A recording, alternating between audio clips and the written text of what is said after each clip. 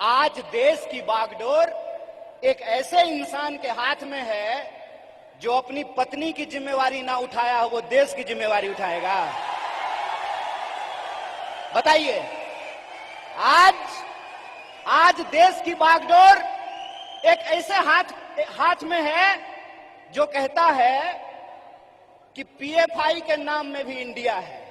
मतलब कुत्ता को भी 4 पैर होता है, गधा को भी 4 पैर होता है, इसलिए सारे गधे कुत्ते हैं।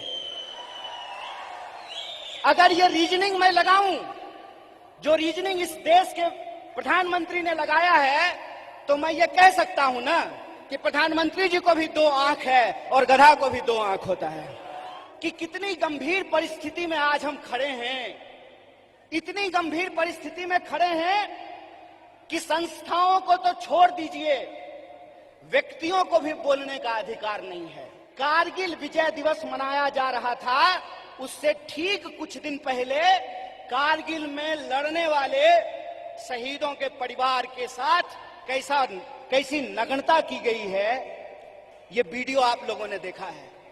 इस मुल्क में 2 तरह के लोग हैं। एक वो लोग हैं जो नफरत फैलाते हैं, एक वो लोग हैं जो इंसान को आपस में बांटते हैं, एक वो लोग हैं जो ऊंच नीच करते हैं, एक वो लोग हैं जो इंसान को लड़ा करके इस देश की शक्ति को कमजोर करते हैं। एक हम वो लोग हैं जो नफरत के खिलाफ हमको मोहब्बत की आवाज को बुलंद करना पड़ेगा। सबसे पहले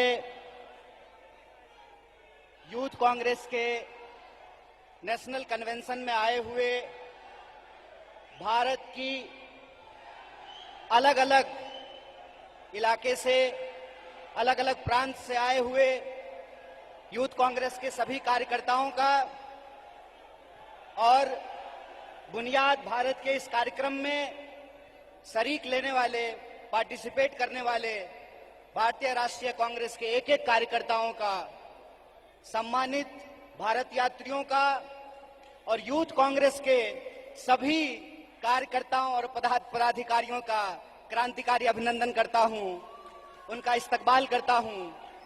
और मैं विशेष रूप से धन्यवाद देना चाहता हूं यूथ कांग्रेस के राष्ट्रीय अध्यक्ष श्री बीवी श्रीनिवास जी को, यूथ कांग्रेस के प्रभारी कृष्णा अल्लावरू जी को, कि उन्होंने आज सभी भारत यात्रियों के साथ साथ मुझे भी इस मंच पर आने का मौका दिया है।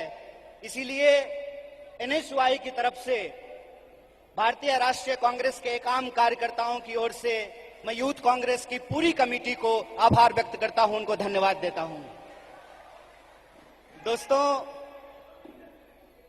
वैसे तो इस मंच पे एक से एक नेता, कार्यकर्ता, कलाकार, बुद्धिजीवी, सिविल सोसाइटी के मेंबर, तमाम तरह के लोग आए हैं, उन्होंने अपनी बात रखी है।